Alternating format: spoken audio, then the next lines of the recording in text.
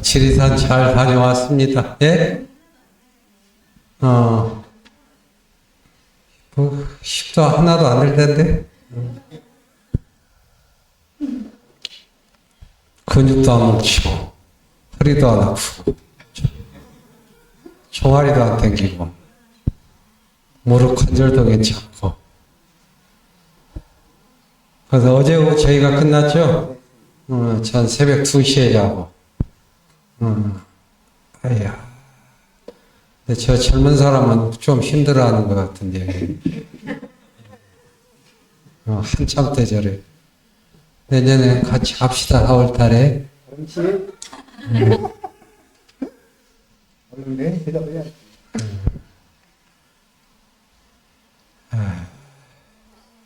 오늘은, 좀 빨리 끝내도 될까요? 소리가 좀 우렁차다. 그냥, 총각, 그냥 갈까요, 지금? 네. 요즘 읽어보셨어요? 별로 우리 불자들 복습 예습을 않더라고요, 보니까. 그래서 예전에 강의해봐도 그냥 교재 나눠줘도 별로 소용이 없어요. 읽지를 않네, 별로. 옛날에 저기 한탑스님이라는 분이 계셨는데, 그분이 참 의미심장한 말을 했어요. 불자님들이, 스님, 경전을 읽고 읽어도, 스님들의 법문을 들어서도, 그때뿐이지 돌아서면 다 잊어버려요. 그러니까 한탑스님이 하신 말씀이, 돌아서면 잊어버리는 게 무용지물이 아니라 콩나물을 봐라, 콩나물. 물을 쭉쭉 주는데 물이 다 밑으로 빠지죠. 근데 콩나물은 잘한다. 이게 뭔가를 들었다고 듣고 그걸 기억하고 그것을 생각하고 하는 이 짧은 순간도 굉장한 거예요. 콩나물에 물을 주면은 밑으로 줄줄 빠지더라도 콩나물이 자라듯이 잘 듣고, 그래서 이제 문사수 한자로 문 듣는다, 사 생각사 그걸 잘 이제 헤아려 본다, 판단하고 헤아려 본다. 그 말의 뜻이 무엇인가? 이게 생각사의 문사수. 수는 이제 닦을 수자. 현장에서 실천한다 이런 뜻이 아니라 그 말씀을 거듭거듭 곱씹어 본다. 그러면은 그 말이 내 몸으로, 내 몸이 되는 거예요. 깃들어지고 내 몸에 깃들고 젖는다. 그래서 경전을 자, 수지, 독소, 서사, 해설 이런 말이 있어요. 금강경. 금강경 읽어보시면 계시나요? 나중에 이제 이 금강경을 혹시 배울 기회가 있으면은 또 대승경전에는 경전을 대하는 수지. 먼저 이제 경전을 그냥 가져라 내가. 경전을 책을 산다. 수지. 경전을 이게 금강경이든지 반야심이 경전을 수지, 받을 숫자, 수지. 그 다음에 독소, 읽는다. 소리내어 읽기도 하고, 묵독하기도 하고, 수지, 독소. 그 다음에 또 서사. 요즘 뭐 글자 많이 베껴 쓰죠. 우리 사경이라고 하기도 하고, 요즘 기독교 신자들도 보면 성경을 잘 베껴 쓰더라고요. 불교는 아주 이게 이렇게 하고 사경을 하고 하는 게 이게 오랜 2000년부터 내려오는 수행법이에요. 서사라고 하는데 글서자 백길사자 서사 사경 글자를 써봐라. 그 다음에 해설 이것을 자꾸자꾸 해석해서 사람들한테 알려주라. 따라서 수지 독소 서사, 해설, 세 번에 내야 돼. 자, 시작. 수지, 독송, 서사, 또 한 번 수지, 독송, 서사 아주 잘했어요. 마치 그냥 내가 어린 꼬마들한테 참 보는 것 같네. 그러대요. 그냥 이게 조카가 이쁘면 아장아장 말을 하면은 옆에서 이모가 그러더만 얘야 이모 10번만 불러봐라 하면은 꼬마는 그냥 아무 뜻 없이 그냥 좋아서 그냥 이모 10번 불렀는데 여러분도 비슷해요. 수지, 독송, 서사, 해설. 그래서 좋은 말들을 잘 이렇게 여러분들 옮겨 쓰세요. 여러분들 노트 있어요? 독서 노트 있습니까? 독서 노트에 뭐 하시나요? 막 적어놔요? 여기를 이렇게 쓰기도 하고, 제 독서법을 알려드릴게요. 오늘 이제 시를 읽는데, 단순히 문학적인 것도 있는데, 수행법에 있어서 이렇게 시를 읽는 것도 부처님의 말씀을 시의 형식으로 있는 것을 잘 읽는 것이 왜 어떻게 수행을 할 것인가, 어떻게 새길 것인가. 저는 이제 노트가 있어서 책을 읽으면은 일단 뭐를 하죠? 밑줄을 긋죠? 이게 책을 효과적으로 읽는 법은 쭉 있다가 마음에 있으면 형광펜으로 쭉쭉 그으세요. 그리고 이제 한 권을 다 읽는단 말이에요. 되게 읽고 끝내. 근데 다 읽고 나면은 다시 형광펜 그은 것만 다시 한번 천천히 읽어봐요. 산책하듯이, 묵도하듯이. 그런 경험 있으실 수도 있어요. 그러면 책 한 권 읽었던 것이 그대로 다시 한번 복기가 되죠. 정리가 되죠. 그 과정을 겪어야 책을 효과적으로. 그 다음에 형광펜 그놓은 것을 이 노트 공책에다가 정성스럽게 옮겨 적어 보세요. 그래서 옮겨 적고 나서 여기서는 뭐 금강경에 금강경, 매돌 며칠 이렇게 보고 나서 다른 책을 또 노트에 옮기고 오면 그걸 다시 한번 나중에 심심할 때 또 봐요. 그러면은 형광펜 그런 것은 자기 가슴에 와 닿는 구절이고 그 책의 핵심이거든요. 그 핵심을 자꾸 거의 외우다시피 거듭거듭 읽으면은 그게 나중에 해석이 잘 돼, 나름대로. 아, 이런 말이었구나. 그러면 그 말이 기억이 된단 말이에요. 기억이 돼서 자기의 언과 행, 자기의 삶을 움직이는 하나의 에너지가 돼요. 그게 바로 이제 수행이 되는 거예요. 수행이라는 것은 그냥 이 좋은 말씀들이, 좋은 생각들이 내 몸에 신체화돼서 깃들여져서 그냥 좋은 말 자체가 내가 되는 거예요. 내가 좋은 말을 하는 게 아니라 나중에는 좋은 뜻, 좋은 말씀이 그냥 내 삶이 되어서 일상에 그냥 자연스럽게 나오면 그게 이제 수행이 된다. 그래서 수지, 독송, 서사, 해설에서 앞으로 여러분 부처님 경전을 읽을 때도 자꾸 노트에 베꼈어요. 그리고 이제 제가 많이 권했던 건데 그렇게 해서 노트 한 권이 되잖아요. 그러면은 그걸 한 권을 자기가 필사한 한 권을 복사해서 자기가 갖고, 그 다음 그 원본은 어디다 쓰면 좋을까요? 자기가 공부 노트를 옮겼단 말이에요. 한 권은 복사를 해. 한 권이 쳐져. 한 권은 어디로 가면 좋을까요? 국립중앙박물관으로? 저는 어떻게 권했냐면, 자기 자녀나 손주나 사랑하는 사람 생일 선물로 줘라. 독서노트. 그거 해왔더만은 효과가 주셨더라고요. 이게 복사본 자기가 그리고 그 노트들을 자꾸자꾸 읽어봐라. 그렇게 여러분들도 하십시오. 이게 부처님 당시를 한번 여러분 그림을 그려보세요. 인도에서. 자, 부처님이 어디서 설법하느냐면 이게 요즘 들판이에요. 근데 때 앞에 살 수가 없으니까 나무. 불교 벽화를 보면 부처님이 설법하신 것이 나무를 등지고 있죠. 그러면 나무를 등지고 있으면은 나무가 숲이 이파리라고 그늘이 되어 있단 말이에요.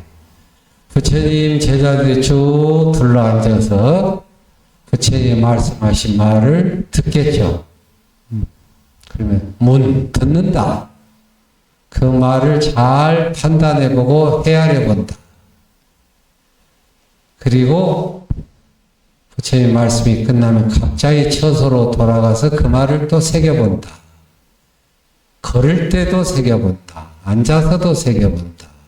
마을로 탁발, 밥을 얻어먹으러 갈 때도 생각한다. 그 말씀이 머리에 박혔는데 주변에서 어떤 일들이 일어나요? 그러면은 그 일들과 내 생각을 또 한번 적용시켜봐요. 이러면은 그 뜻이 거듭거듭 돼요. 아까 밑에 우리 불교 환경인데 소식지를 보니까 앞에 제목이 글이 하나 있는데 내가 살리면 나를 살린다. 이 구절이 있더라고요. 내가 살리면 누구를 살리면이죠? 내가 살리면 나를 살린다. 그 구절이 하나 대단하다고 생각했어요. 내가 살리면 나를 살린다. 그게 부처님의 연기법인 부처님의 연기법의 기본 공식이 뭐죠? 이것이 있으므로 저것이 있고 이것이 없으므로 저것이 없다. 이것이 발생함으로 저것이 생겨나고 생성되고 이것이 소멸됨으로 저것이 소멸된다. 이게 이제 불교 부처님의 연기법 공식이잖아요. 근데 그걸 내가 늘 생각했는데 내가 살리면 나를 살린다라고 하는 문장이 이와 같은 이것으로 말미암아 저것이 생기고 이 저것이 있고 이 연기법을 너무 현대적으로 잘 생각. 이거 내가 아까 밑에서 그 잡지 한 줄 문장을 보고 또 깨었어요. 내가 살리면 나를 살린다. 그렇지. 응? 부타의 연기법이 바로 이거구나. 현실 속에서 적용하는 게. 이게 왜 그럴까요? 평상시에 늘 이제 뭔가 부처님의 연기법의 기본 공식을 생각하니까 무엇을 만나면 그래요. 그래서 이게 우리가 시를 읽는 것도 잘 듣는 것도 수행이다. 이겁니다. 오늘은 또 누가 낭독하실래요? 예, 좋은 시 발견하셨어요? 예? 가지고 왔어요? 그럼 뭔가요? 읽어보세요. 누구신가요? 친구가 시인이에요?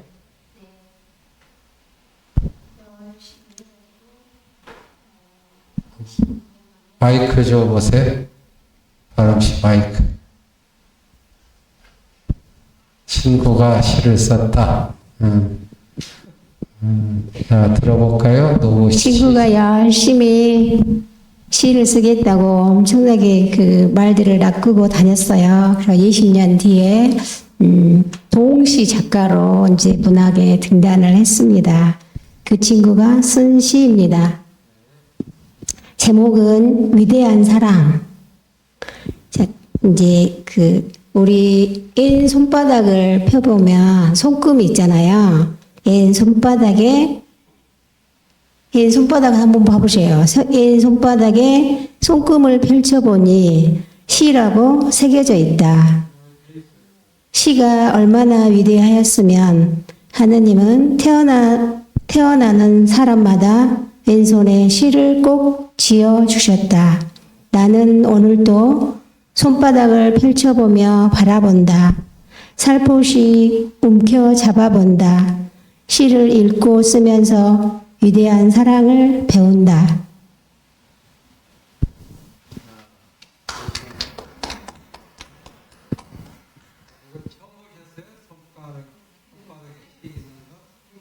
생각 없이 봤는데 이제 이 친구가 이 시를 주면서 그때서 그렇게 느껴진 거예요. 그래서 이게 시를 쓰고 이런 사람들은 이렇게 바라보는 관찰력이나 마음이 특별하구나라는 걸 느꼈습니다. 네.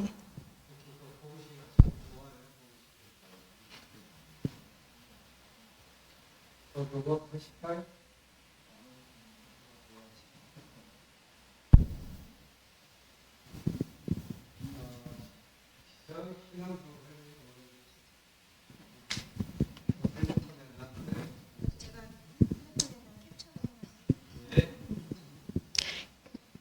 마음이 아름다우니 세상이 아름다우라. 이 책. 믿게 보면 잡초 아닌 풀이 없고 곱게 보면 꽃 아닌 사람이 없으되 내가 잡초 되기 싫으니 그대를 꽃으로 볼 일이로다. 털려고 들면 먼지 없는 이 없고 덮으려고 들면 못 덮을 허물이 없으되 누구의 눈에 들기는 힘들어도 그 눈 밖에 나가기는 한순간이더라. 귀가 얇은 자는 그 입 또한 가랑잎처럼 가볍고 귀가 두꺼운 자는 그 입 또한 바위처럼 무거운 법. 생각이 깊은 자여 그대는 남의 말을 내 말처럼 하리라. 겸손은 사람을 머물게 하고 칭찬은 사람을 가깝게 하고 넓음은 사람을 따르게 하고 기쁨은 사람을 감동케 하니 마음이 아름다운 자여 그대 그 향기에 세상이 아름다워라.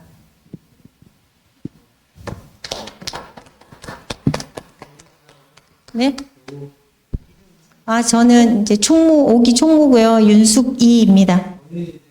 아니요, 이거 제가 요새 절에서 이제 대중공양 하면서 제가 이제 요즘 울력을 하고 있거든요. 근데 보살님들하고 같이 하는 일이잖아요. 그러니까 여자들이 많다 보니까 말이 별거 아닌데 싸우고 또 뒤돌아서서 그 나이 많은 보살들이 아무것도 아닌데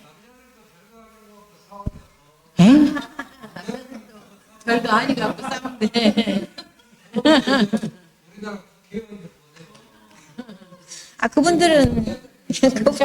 그분들은 그래도 뭔가 하시는 분들이지만 저희는 그래도 이 대중공양을 하면서 그렇게 그걸 가지고 저렇게 싸울 일인가. 매일 무슨 일이 일어나요. 그 절직 공양간도 아닌 그런 데서. 그래서 좀 누군가 제가 얼마 전에도 이제 싸워갖고 집에 간다고 막 울고 나가고 그래서 내가 다 잡초다 니들 다 잡초 내가 그랬는데 그래서 이 시가 아까 이렇게 막 찾다 보니까 생각이 나서 제가 그래서 한번 읽어봤어요.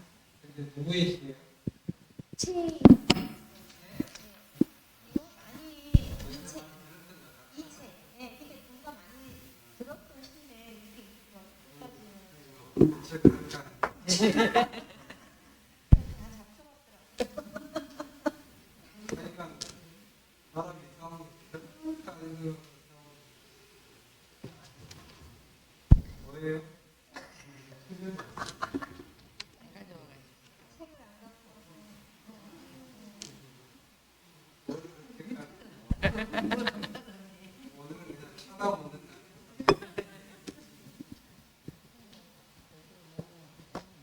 그러니까 사람이 보면은 별거 아닌 그래도 지나놓고 보면은 그 80일째 아마 보세요. 부도자예요.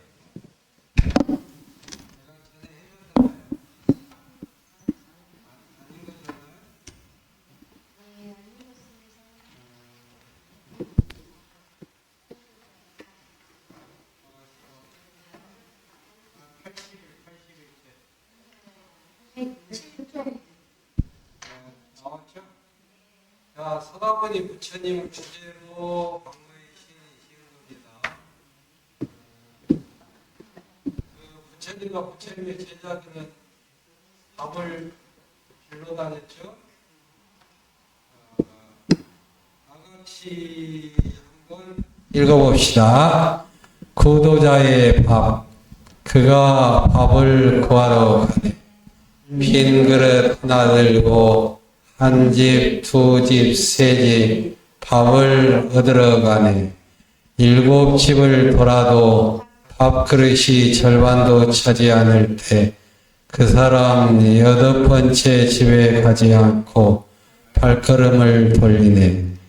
7집을 돌았어도 음식이 부족하다면 그만큼 인민들이 먹고 살기 어렵기에 그 사람 더 이상 밥을 비는 일을 멈추고 나무 아래 홀로 앉아 반 그릇 밥을 꼭꼭 눈물 씻으며 인민의 배고픔을 느끼네. 감동이죠? 혹시 그 네이버에서 해보시 박노예의 시에서 대승보살을 읽는 이렇게 검색 한번 넣어보세요. 박노예의 시에서 대승보살의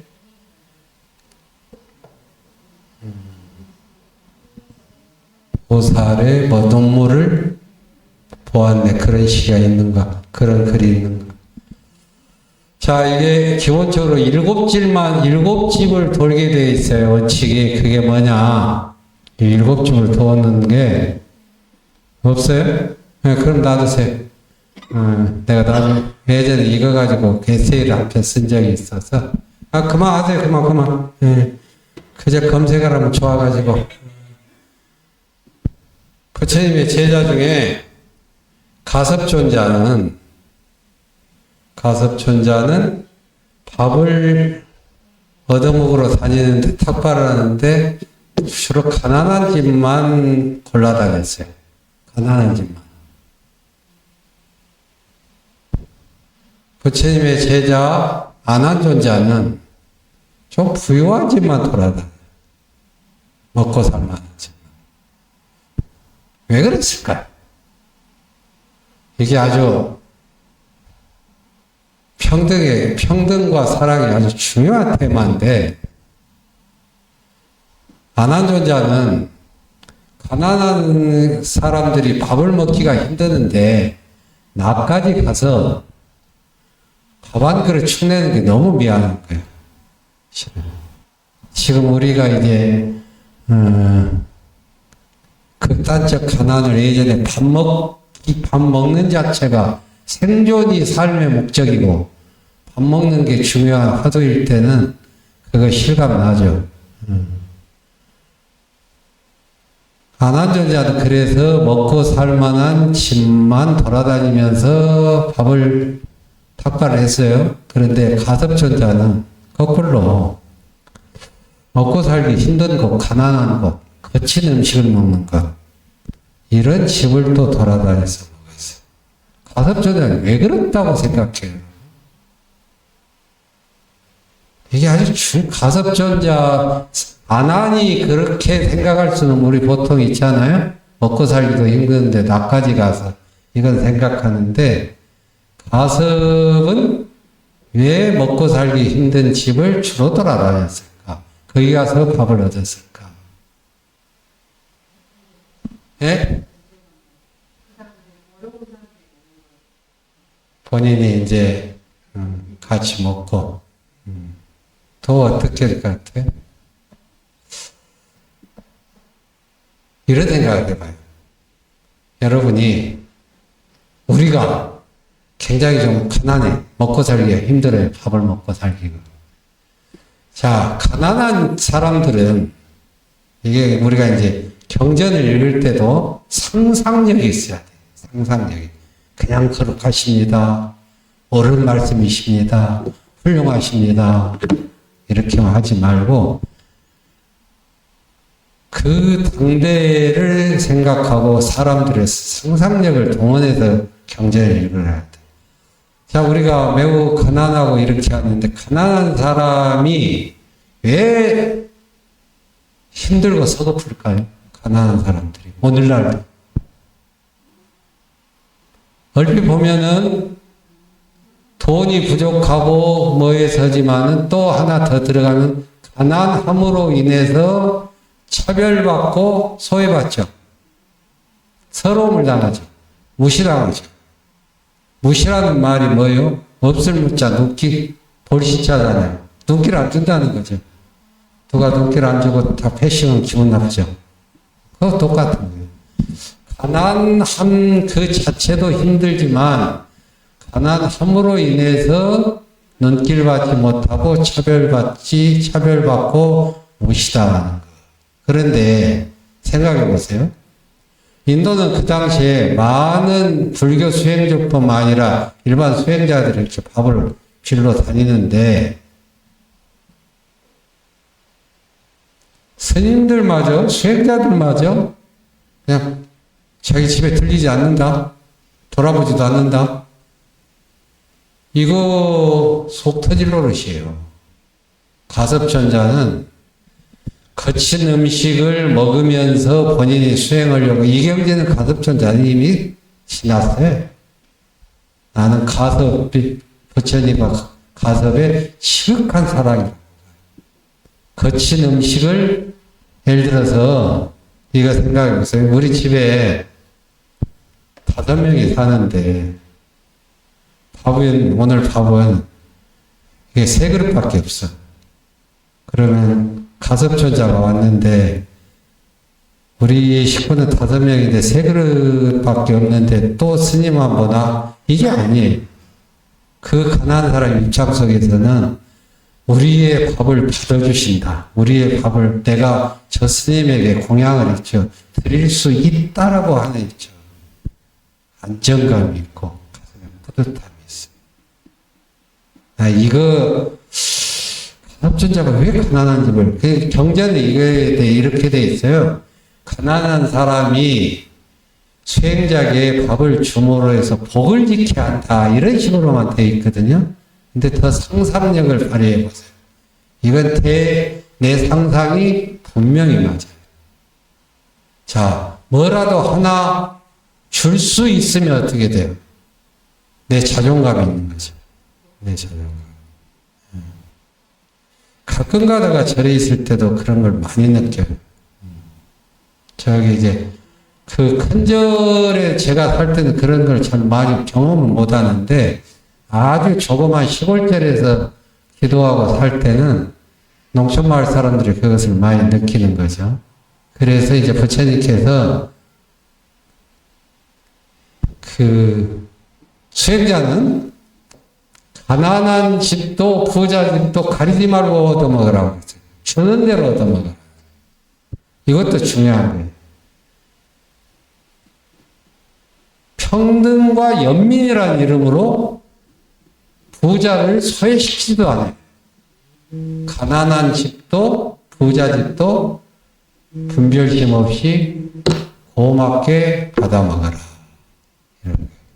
오늘날 이런 것 우리 사회에서는 그냥 또 사회적 강자다 약자다 해가지고 지나치게 그 말 딱 그어가지고 그런 게 아니라는 거죠. 자, 그래서 이제 밥 한 그릇에 이 구도자의 밥은 왜 감동인가요? 다시 한번 제가 읽어볼게요. 그가 밥을 구하러 가네. 빈 그릇 하나 들고 한 집, 2집, 3집 밥을 얻으러 가네. 7집을 돌아도 밥그릇이 절반도 차지 않을 때 그 사람 8번째 집에 가지 않고 발걸음을 돌리네. 7집을 돌았어도 음식이 부족하다면 그만큼 인민들이 먹고 살기 어렵기에 그 사람 더 이상 밥을 비는 일을 멈추고 나무 아래 홀로 앉아 반 그릇 밥을 꼭꼭 눈물로 씹으며 인민의 배고픔을 느끼네. 그러니까 시인의 상상은 밥 한 그릇에도 그 사회 전체를 보는 거죠. 이 시가 저한테는 감동이었습니다. 이제 여기에는 없는데 박노해 시인의 시 중에 하나가 또 감사한 죄가 있어요. 감사한 죄. 그건 네이버에 있을 것 같다.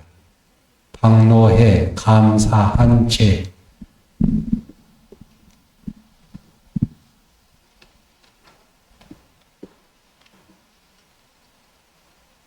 나오죠? 이리 줘보세요. 이게 아주 이거 이게.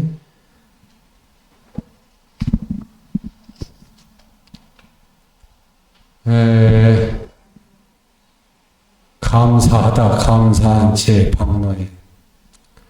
이거 실화예요. 새벽녘 팔순 어머니가 흐느끼신다. 젊어서 홀몸이 되어 온갖 노동을 하며 5 자녀를 키워낸 장하신 어머니, 돈도 기도 어두워져 홀로 사는 어머니가 새벽 기도 중에 나직이 흐느끼신다. 참조로 박노해 시인 어머니는 그 아들 둘이가 신부님이고 한 분이 딸은 수녀예요. 그 중에 신부님 한 분이 저하고 이제 공부하는 친구라. 나는 한평생 기도로 살아왔느니라. 낯선 서울 땅에 올라와 노점상으로 쫓기고 여자 몸으로 공사판을 뛰어다니면서도 남보다 도와주는 사람이 많았음에 늘 감사하며 기도했느니라. 아비도 없이 가난 속에 연자자에 묶인 내 새끼들, 환경에 좌절하지 않고 경우 바르게 자라나서 큰아들과 막내는 성직자로 하느님께 바치고 너희 내에는 민주운동가로 나라에 바치고 나는 감사 기도를 바치며 살아왔느니라. 내 나이 80이 넘으니 오늘에야 내 숨은 죄가 보이기 시작하는구나. 거리에서 리어카 노점상을 하다 잡혀온 내 처지를 아는 단속반들이 나를 많이 봐주고 공사판 십장들이 몸 약한 나를 많이 배려해주고 파출부 일자리도 나는 끊이지 않았느니라. 나는 어리석게도 그것에 감사만 하면서 긴 세월을 다 보내고 말았구나. 다른 사람들이 단속반에 끌려가 벌금을 물고 일거리를 못 얻어 힘없이 돌아설 때도 민주화 운동하던 다른 어머니 아들 딸들은 정권 교체가 돼서도 살아 돌아오지 못했어도 사형을 받고도 몸성이 살아 돌아온 불쌍하고 장한 내 새끼 하면서 나는 바보처럼 감사 기도만 바치고 살았구나. 나는 감사한 죄를 짓고 살았구나. 새벽녘 벌순 어머니가 흐느끼신다. 목줄을 손에 쥐고 흐느끼신다. 감사한 죄, 감사한 죄, 감사한 죄. 이게 이제 불교적 해석으로 충분히 가능한 거예요. 이게 대성보살로서. 다른 사람, 자기를 넘어서 다른 사람까지 상상에 미치는 그 힘들. 좀, 감사한 제 심은 좀 살떨리죠?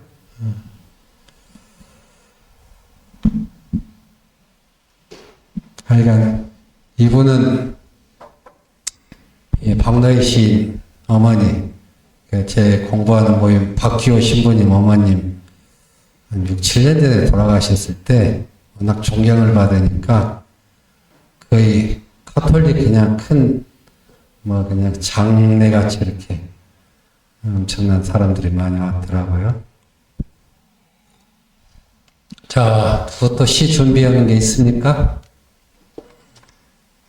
네, 해보시겠까? 박노해 시인 하시니까 송경동 시인 거 자, 우리 송경동 네. 시인의 시요. 2개 적어왔는데요. 네. 마이크를 약간만 떨어치세요. 네. 자, 해보십시오. 사소한 물음들의 답함. 송경동. 어느 날 한 자칭 막스주의자가 새로운 조직 결성에 함께하지 않겠느냐고 찾아왔다. 얘기 끝에 그가 물었다. 그런데 송동진은 어느 대학 출신이요? 웃으며 나는 고졸이며 소년원 출신에 노동자 출신이라고 이야기해 주었다.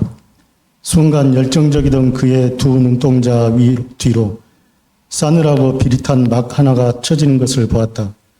허둥대며 그가 말했다. 조국 해방 전선에 함께하게 된 것을 영광으로 생각하라고. 미안하지만 난 그 영광과 함께하지 않았다. 10수년이 지난 요즘 다시 또 한 부류의 사람들이 자꾸 어느 조직에 가입되어 있느냐고 묻는다. 나는 다시 숨김없이 대답한다. 나는 저 들에 가입되어 있다고. 저 바닷물결에 밀리고 있고 저 꽃잎 앞에서 날마다 흔들리고 이 푸르른 나무에 물들어 냈으며 저 바람에 선동당하고 있다고. 가진 것 없는 이들의 무너진 담벼락, 걷어차인 좌판과 목 잘린 구두, 아직 태어나지 못해 아메바처럼 기고 있는 비천한 모든 이들의 말 속에 소속되어 있다고 대답한다.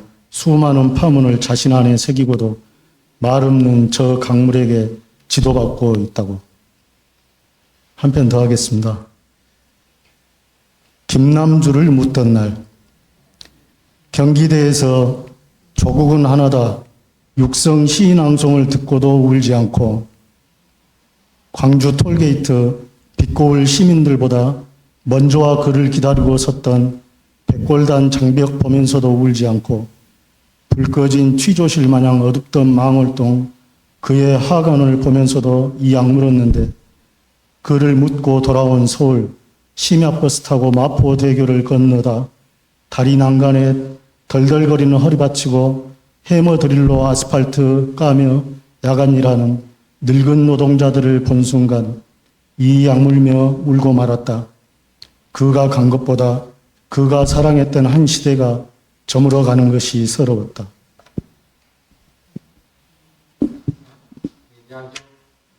이 사람을 돌리는 것은 이게 지혜로운 말씀도 있는데 이게 현장성, 현장의 생생함을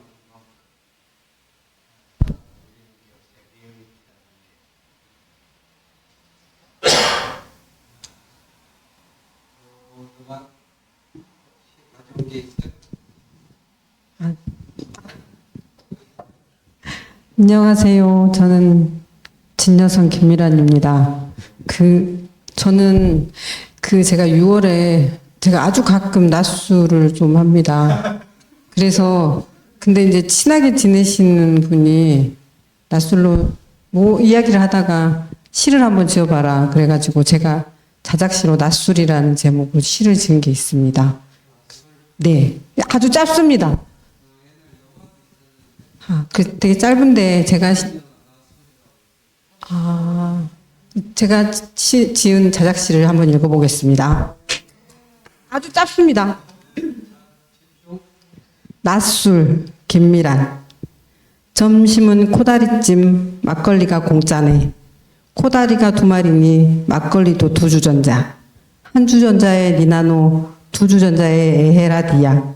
낮술에 취하고 술동무에 취하고 에라이 모르겠다. 오후는 제껴불 자.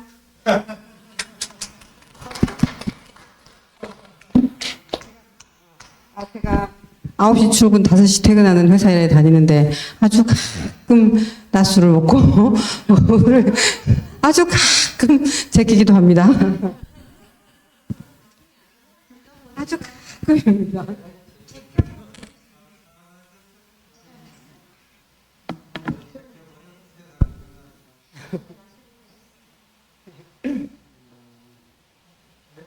페이지 122쪽 보십니까? 자, 91일째 122쪽.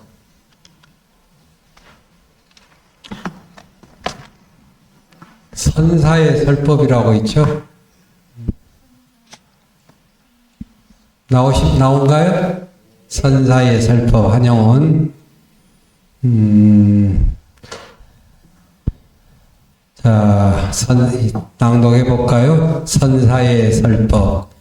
나는 선사의 설법을 들었습니다. 너는 사랑의 쇠사슬에 묶여서 고통을 받지 말고 사랑의 줄을 끊어라. 그러면 너의 마음이 즐거우리라고 선사는 큰 소리로 말하였습니다. 그 선사는 어지간히 어리석습니다.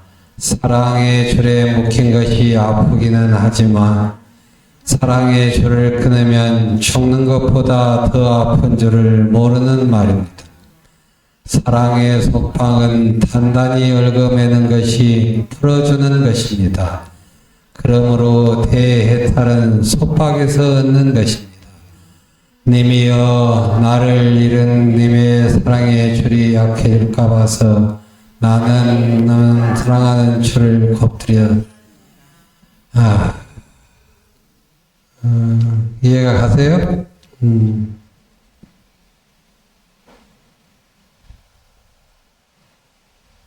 사랑의 속박은 단단히 얽어매는 것이 풀어주는 것입니다. 그러므로 대해탈은 속박에서 얻는 것입니다. 소승불교, 대승불교란 말 들어봤죠? 그러니까 저도 늘 이제 이런 것들이 수행자들은 고민이고 이제 자기 반성이 일어나는 거죠. 고요하고 그냥 옆에서 건드는 사람 없으면은 별로 그래서 자기 마음 다스리기 그렇게는 어렵지 않을 거예요. 물론 그것도 힘들긴 하지만 그래서 무심하고 고요하고 평화로운 것도 좋은데 진짜 이게 또 하나는 한용께서 대해탈은 속박에서 얻는 것이다. 주변에 그냥 살다 보면 시비가 있고 또 어려운 일도 있고 또 우리 이런 경험 많이 하죠. 좋은 일을 하는데 칭찬을 많이 받아야 되고 또 좋은 반응이 와야 되는데 그렇지 않는 경우 더러 경험하죠.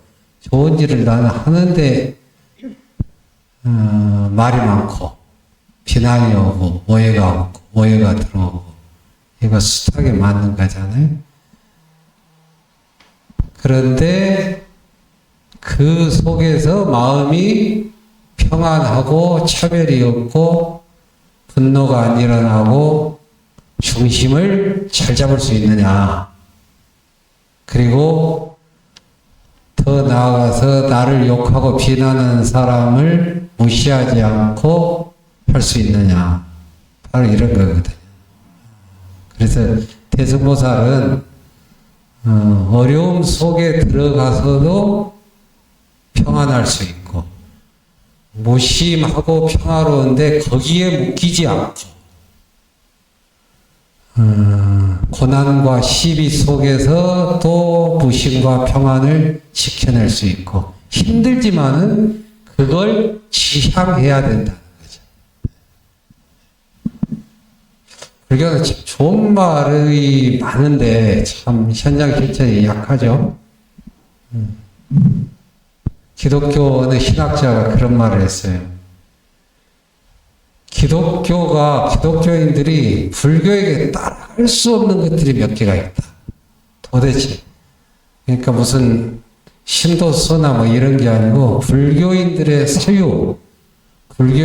사유를 따라갈 수 없는 게 몇 개가 있는데 그 중에 하나가 내가 죽어서 지옥 가겠다.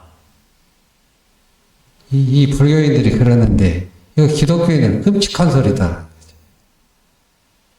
지장보살이라고 들어보셨어요? 지장보살은 극락에 계십니까? 천당에 계십니까? 지옥 문 앞에 있습니까? 지옥 문 앞에 있어요. 지장보살은. 그러면서 눈물을 흘리면서 지옥의 중생이 모두 성불할 때까지 나는 성불하지 않겠다. 지옥에 고통받고 있는 사람들이 전부 참여하고 깨달음을 얻을 때까지 난 지옥에서 살겠다는 거예요. 이게 이제 그 기독교 신학자 말은 기독교인의 사고방식으로는 이해가 안 되는 거라. 그래서 이제 제가 간혹 인연이 있어서 수녀님들 피정할 때 이제 강의를 가서 딱 있다가 이제 강의 시작하면 뭔가 좀 깜짝 놀랄 만한 이야기를 하면서 그냥 참을 합격을 해야 되잖아요. 집중하게.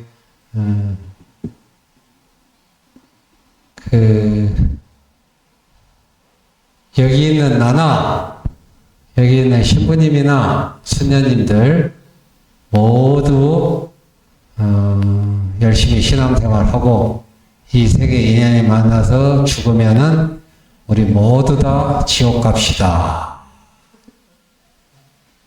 그럼 정말 얼굴 색이 확 변해요. 다 깜짝 놀라요. 그래서 지옥 안 가시겠어요? 아니 어떻게 스님 신부 수녀님들이 지옥을 안 간단 말이에요? 우리가 당연히 가야 되는 거 아니에요? 아니 죽어서 천당 갈 생각 하세요? 무슨 욕심이 이렇게 많아요? 지옥에 있는 사람들 우리가 가서 손을 잡아주고 벗이대고 이렇게 해야지. 아니 그 지옥에 고통받고 있는 사람들 죄악이 가득한 사람 놔두고 그냥 이게 극락이나 천당 가는 게 지금 말이 돼요? 그러면 그때 다 이제 얼굴이 펴지는데 이해는 되는데 당황해요. 두 번째 이제 그 신학자가 말하기를 이 불교에서 부처를 만나면 부처를 죽이고 큰 스님을 만나면 큰 스님을 죽인다. 살불살조라는 말이 있거든요. 죽일 살 부처님 불. 부처를 만나면 부처를 죽이고 조사라고 하는데 번역한 큰 스님의 큰 스승을 만나면 큰 스승을 죽여라. 살불살조 유명한 중국의 임재선사의 말씀인데 이해가 가요, 여러분? 그러니까 이제 기독교인들은 이거 죽어도 이해 못한다. 불교의 사유. 이게 무슨 뜻이냐면은 부처님 만나고 큰 스승이 있으면 이게 살인을 하라는 뜻이 아니에요. 부처의 권위에도 큰 스승의 권위에도 맹목적 순종하지 말라는 거예요. 자기가 주체성을 가지고 주체를 가지고 내 중심을 가지고 그 말을 잘 해석하니 맹목적으로 굴종하고 따르지 말라는 거예요. 철저한 당당한 자기 주체성이고 지혜로움이에요. 그러니까 이제 신학자 말하기를 법당에 있는 불상을 끌어내서 도끼로 패가지고 아궁이에 집어넣는 그러한 일화가 대단한 경지로 지금까지 오는 것은 불교밖에 없다는 거예요. 부처님 태워버리고 도끼로 팬 거 아세요? 중국에 다나선 사람 분이 있는데 어느 겨울에 절에를 가서 하룻밤을 자는데 너무 추워 죽겠어. 푸대접 했던 모양이에요. 아침에 그 절에 스님들이 예불하려고 태웅전 갔는데 부처님이 없네. 부처님이 없어. 그래서 난리가 나서 혹시 수상해서 그 스님 방에 가보니까 그냥 문을 열어보니까 방이 뜨끈뜨끈해. 그래서 이제 그 스님께서 부처님 당신이 이랬어 그러니까 방이 너무 추워가지고 마침 불상이 목불이어가지고 내려다가 그냥 도끼로 펴가지고 불 떼고 잘 잤어요. 그냥 난리가 났겠죠. 감히 어찌 부처님을 그러니까 법당에 부처가 부처였나? 아니 내가 듣기로는 법당에 부처님은 몸을 태우면 화장을 하면 사리가 나온다는데 우리가 사리 좀 한번 찾아봅시다. 나올 리가 없죠. 이게 뭐냐면 이제 형상에 집착하고 형식에 집착하고 이걸 깨우쳐주는 거예요. 그래서 그 유명한 말이 있어요. 목불, 나무로 된 부처님은 뭐예요? 불길을 피해가지 못하고, 불 속에서. 나무 부처님은 불 속에서 살아남지를 못하고, 흙으로 된 부처님은 뜨거운 물에서 살아남지 못하고, 녹아버리겠죠. 철로 된 부처님은 용광로를 건너지 못한다. 이게 불교예요. 그래서 불교 정신은 철저한 그렇게 대단한 자기 주체성을 가지게 돼요. 내가 늘 하는 말이 부처님, 예수님 위대하다고 찬양하는 것과 내 행복이 그렇게 연관이 있는 게 아니에요.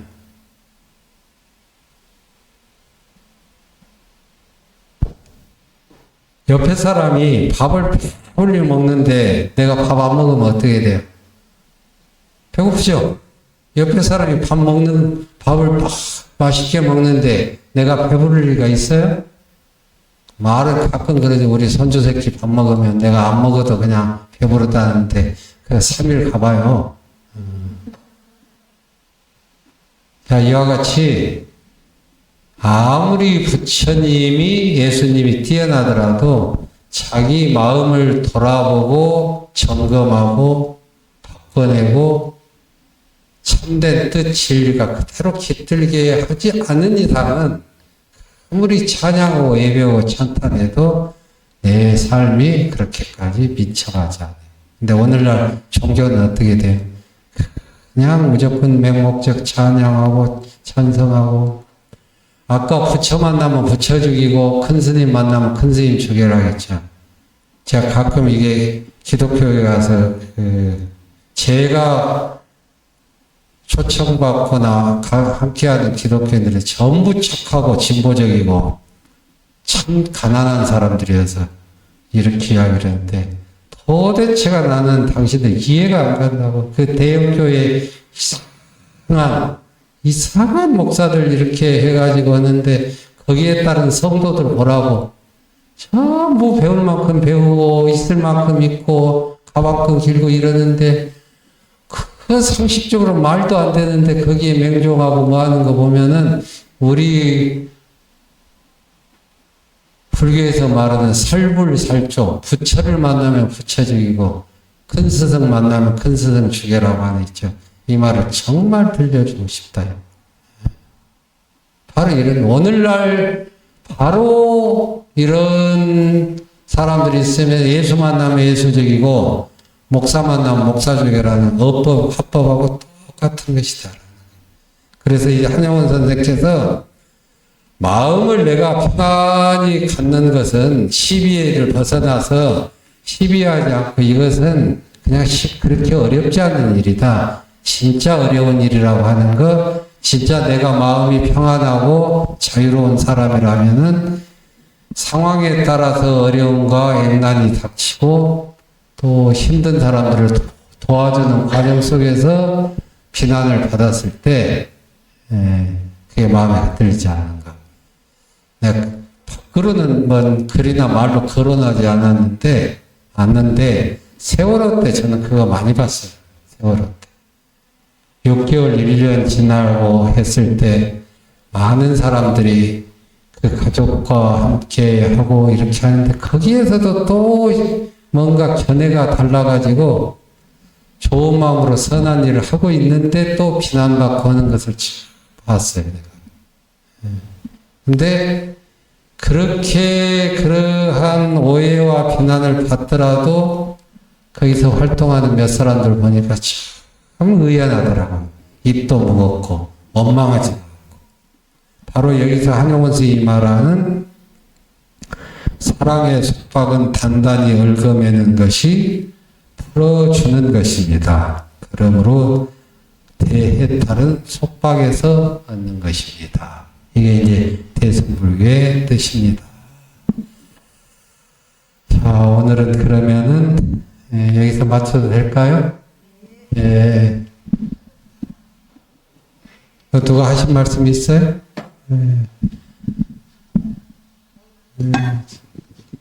저도 시 한 편을 읽으려 하는데 선생님. 시 읽고 마무리하십시오.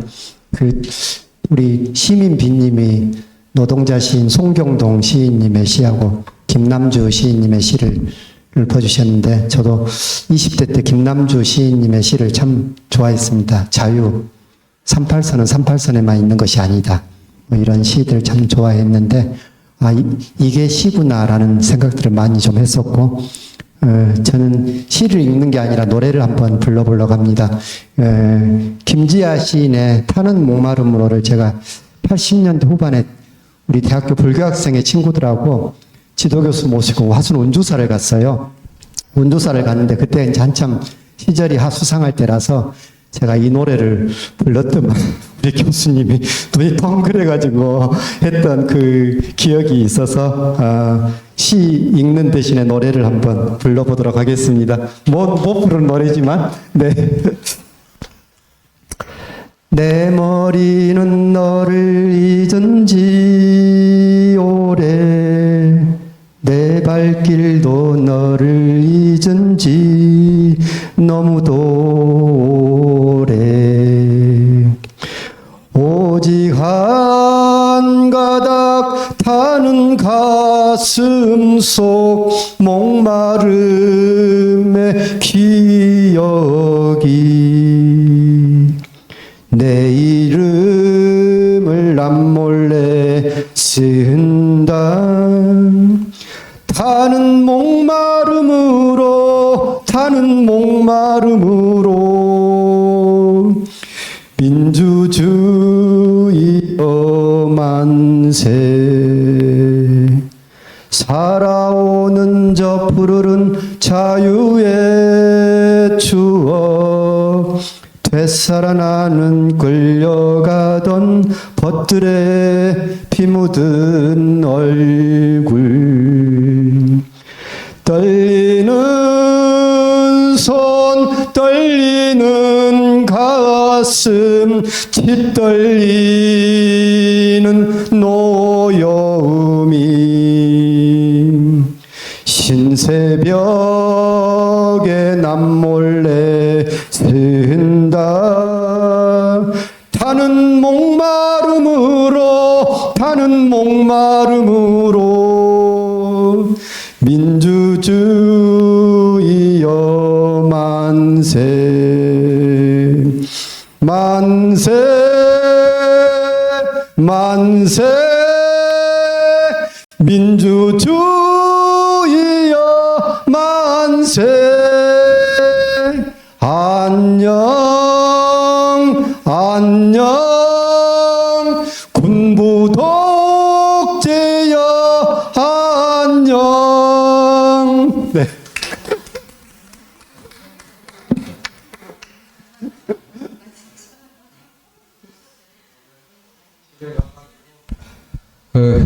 유튜브에서 김광석이 버전으로 들으세요. 자, 마치겠습니다. 예, 우리 스님께 그 3주 동안 시로 만나는 부처님 말씀 잘 좋은 시간 되셨죠?